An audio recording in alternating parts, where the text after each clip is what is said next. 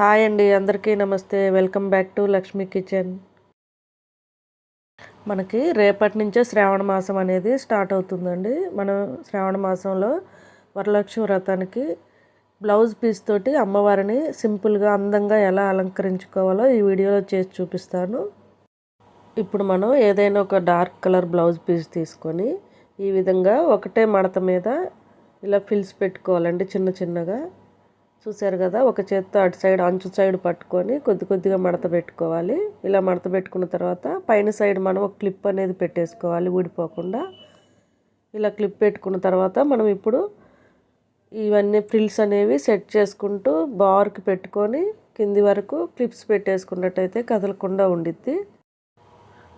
మన ఛానల్లో చీరతో కూడా అమ్మవారిని ఎలా అలంకరించుకోవాలో వీడియో చేసి పెట్టానండి. ఎవరికైనా కనుక కావాలనుకుంటే ఒకసారి ఆ వీడియో కూడా చూడండి. మీకు నచ్చితే కనుక ట్రై చేయండి.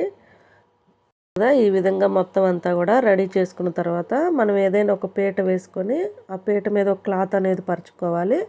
ఇక్కడైతే నేను ఒక గిన్నె పెట్టుకున్నాను. మీరు ఒక చిన్న బిందె అయినా పెట్టుకోవచ్చు. ఇలా పెట్టుకున్న తర్వాత ఆ గిన్నె మీద ఏదైనా ఒక చెంబు కానీ ఇలా చిన్న సైజు బిందె కానీ ఏదైనా ఉంటే కనుక దాంట్లో బియ్యం పోసి ఈ విధంగా పెట్టుకోండి. ఇలా పెట్టుకున్న తర్వాత మనకి ఎంత పొడవు కావాలో చూసుకొని అక్కడికి పిన్ పెట్టేసుకోవడమేనండి. చూసారు కదా, ఆ క్లిప్స్ అన్నీ తీసేసి అక్కడికి ఒక పిన్ పెట్టుకోవాలి టైట్గా. ఇలా పిన్ పెట్టుకున్న తర్వాత మనం కుచ్చులు అనేవి సెట్ చేసుకోవచ్చు నీట్గా.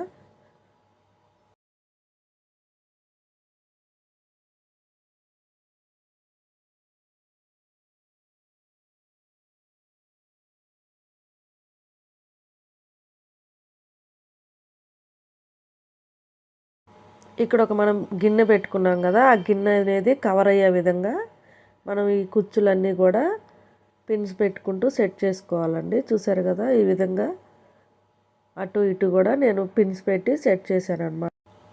ఇప్పుడు మనం ఈ బిందులో కొబ్బరికాయ పెట్టైనా అలంకరించుకోవచ్చు. కొబ్బరికాయకి పసుపు బొట్టు పెట్టి అమ్మవారిలాగా అలంకరించుకోవచ్చు. లేదంటే మీ దగ్గర ఏదైనా అమ్మవారి ఫేస్ ఉన్నట్టయితే కనుక ఒక పేపర్ లాంటిది ఇలా సెట్ చేసుకొని బిందులోకి అంతా కూడా ఇలా పెట్టి సపోర్ట్ కోసం ఇప్పుడు దీనికి అమ్మవారి ఫేస్ అనేది టైట్గా కట్టి ఇలా ముడి వేసుకోవాలండి. వెనక భాగంలో ఇలా టైట్గా కట్టి ముడి వేసుకోవాలి. ఇక్కడ నేను అమ్మవారికి ఒక నెక్లెస్ వేసి అలంకరించుకున్నాను. తర్వాత వడ్డాణం కోసం నేను ఒక లేస్ తీసుకొని ఇలా వడ్డాణంగా పెట్టుకున్నానండి. చాలా అందంగా కనపడింది. మనం బ్లౌజులకి వేసుకుంటాం కదా, ఆ లేస్ అన్నమాట, పెద్ద సైజుది. ఇలా వేసుకున్న తర్వాత ఒక మాల వేసి అలంకరించుకోవడమే. చూసారు కదా, సింపుల్గా ఎంత బాగా వచ్చిందో అమ్మవారు.